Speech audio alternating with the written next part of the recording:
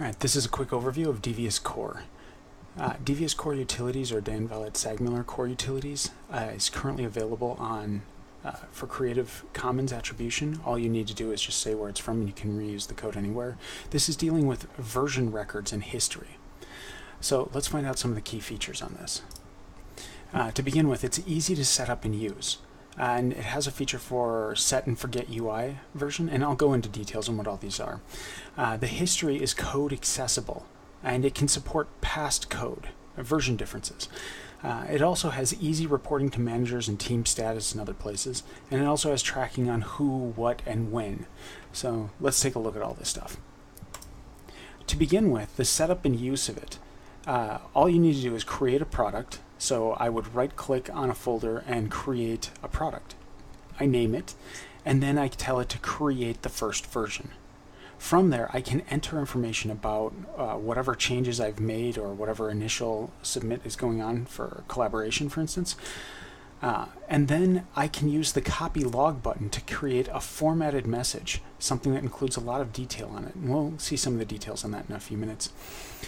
And then finally, I can click Next to produce additional versions. So this creates file-based version tracking that I can use with my code to do all sorts of things. Let's see what some of these other features are. The first use case is set and forget UI. You've all run into problems, or likely run into problems, where a user or client complains about a bug happening, and they send you a screenshot of it, and you have no idea, is this the correct version? Are they using the current version? Or if they are, or if there is a stamp that you've put in there, you likely have to go in and update it every single time that you push a new build so that it shows different ones. And then if you want this to show up on every single system, on every single display, then you have to likely create some code to manage it. Well, this does it for you. So to begin with, we have a prefab in here called version stamp UI prefab.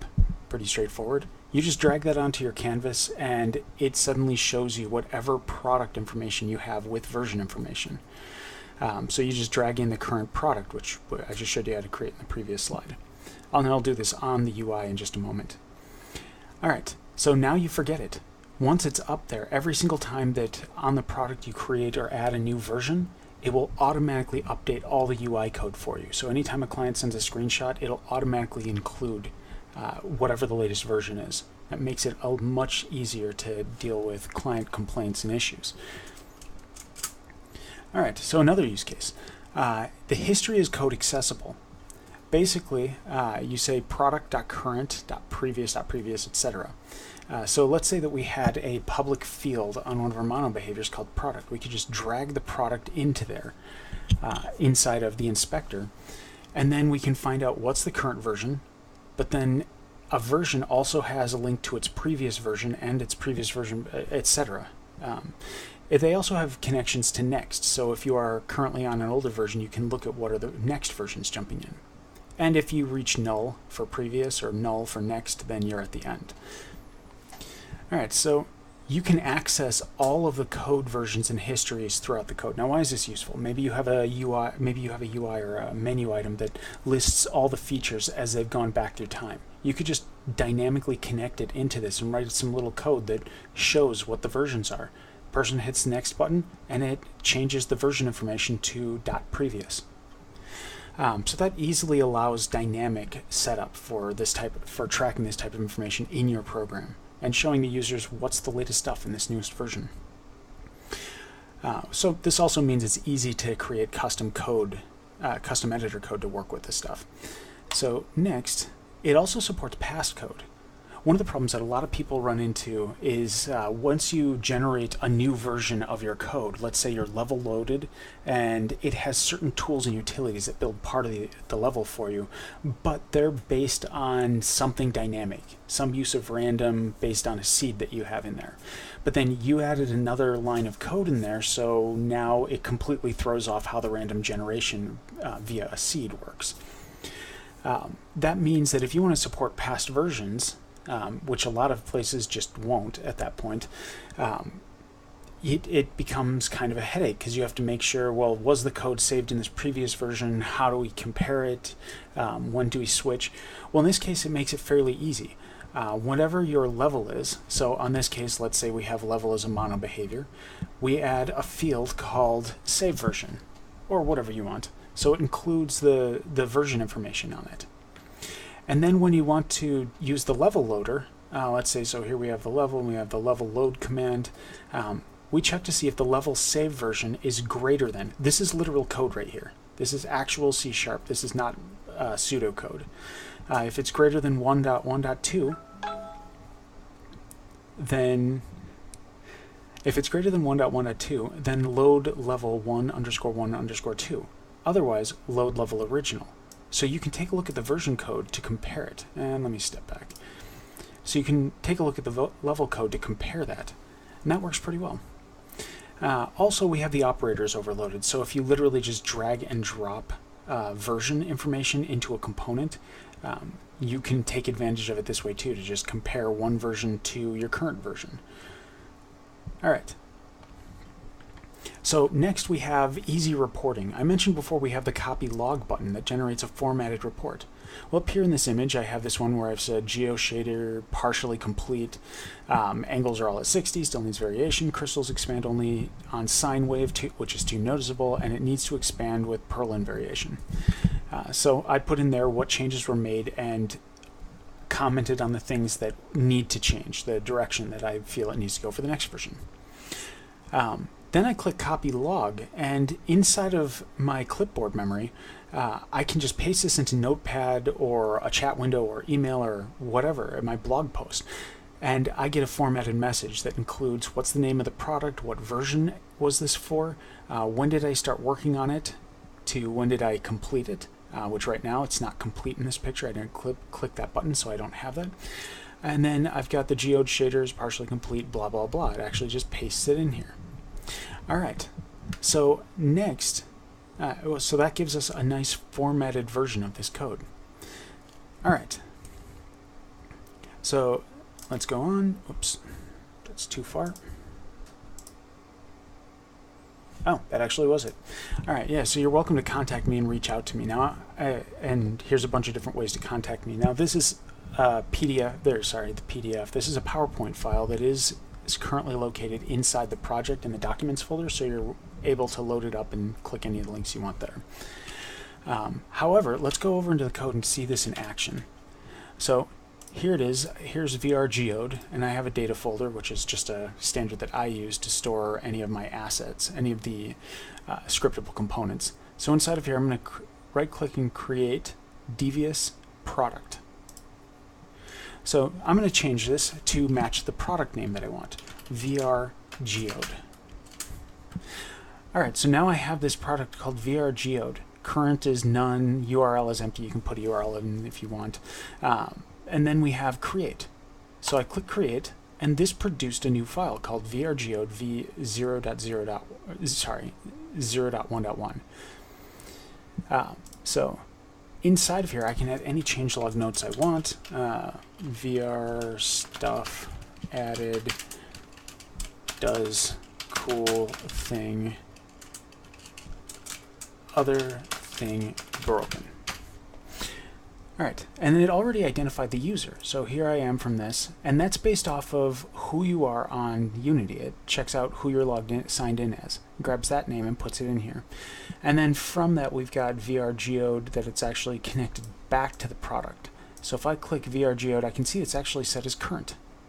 Another thing that I can go in here is I can say next, and I get VR Geode 1.2, 0.1.2. And I can also go back to the product and I see, oh, the current is 1.1.2.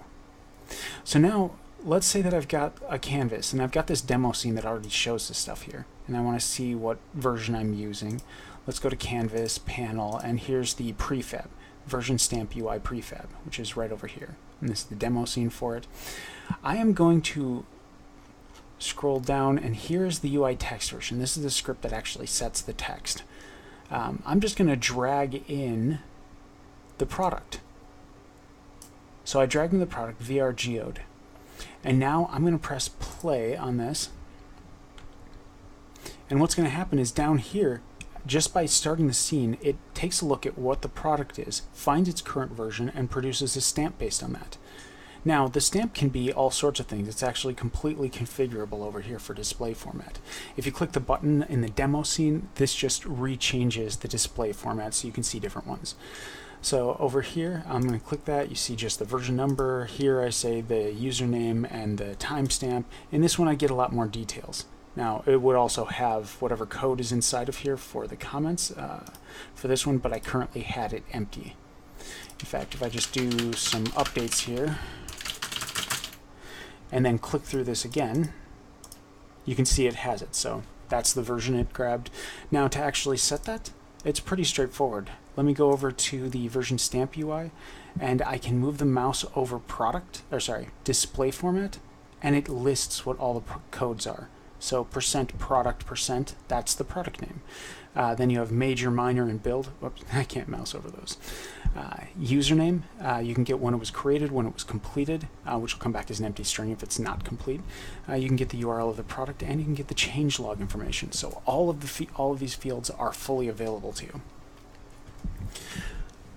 All right, and that just shows up. Now, a trick that I recommend with this is that for every product, like start separating your project into different support tools. So if you've got a special support system that you created that works with JSON files and deals with some sort of special versioning issues, create that as its own project, its own asset, and include this with it so you can monitor that product, your JSON mod product, and then have all your versions in it.